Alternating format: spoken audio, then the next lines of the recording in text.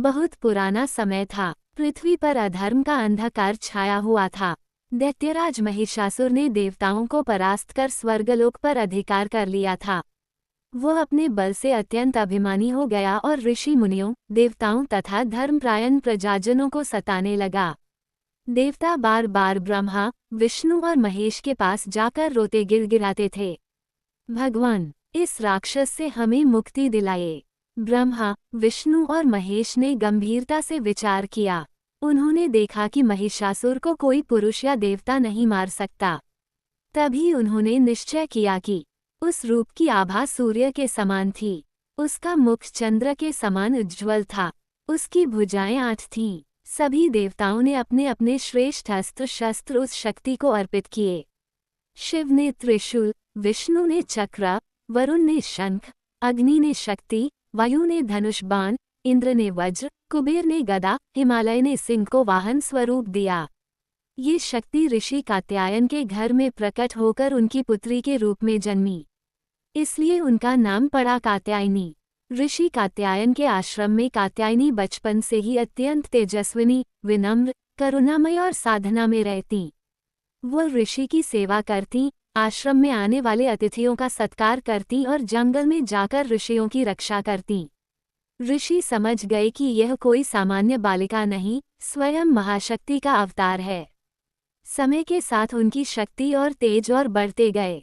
साधना करते करते उनकी आंखों में तेज, वाणी में करुणा और भुजाओं में अपार बल प्रकट हुआ। उधर महिषासुर के अत्याचार दिन ब दिन बढ़ते गए। वो कभी मनुष्य बनता, कभी भैंसा बनता, कभी सिंह या हाथी का रूप लेता। उसने पृथ्वी और आकाश को कंपा रखा था। देवताओं ने अंततः माता कात्यायनी से प्रार्थना की, हे माता, आप ही हमें इस दैत्य से मुक्ति दिला सकती हैं। हमारे लिए यह असहनीय हो गया है। आप कृपा करके उसका वध करें।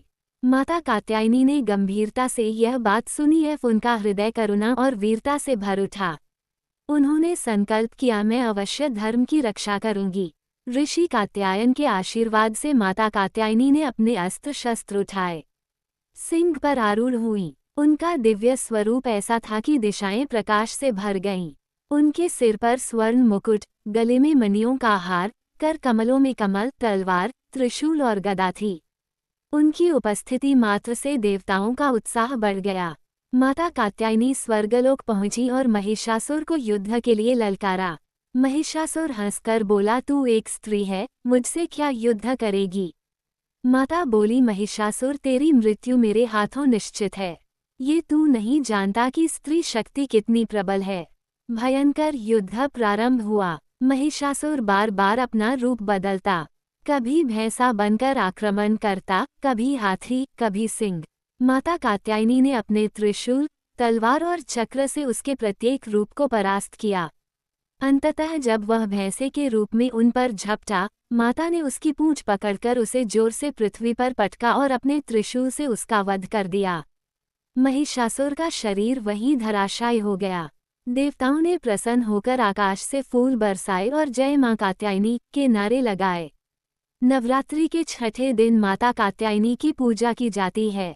इस दिन साधक विशेषकर मन और आत्मा को पवित्र करने, साहस पाने, विवाह में आने वाली बाधाओं को दूर करने और जीवन में सफलता के लिए माता की आराधना करते हैं।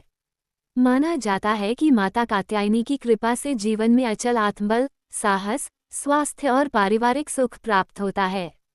कथा का संदेश: धर्म की रक्षा करने के लिए स्त्री शक्ति भी अत्यंत प्रबल हो सकती है। साहस और संकल्प से असंभव कार्य भी संभव होता है।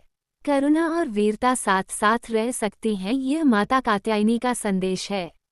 सभी देवताओं की शक्तियों को एकत्र कर एक महान शक्ति उत्पन्न की जाए, जो स्त्री रूप में होगी और वही उसका वध कर सकेगी। सभी देवताओं ने अपने अपने तेज से एक अद्भुत शक्ति को प्रकट किया। विष्णु का तेज, शिव का तेज, ब्रह्मा का तेज, इंद्र, कुबेर, वरुण, यम, अग्नि, वायु आदि सबके तेज आपस में मिलकर जब एकत्र हुए तो उससे एक तेजोमय स्त्री रूप प्रकट हुआ।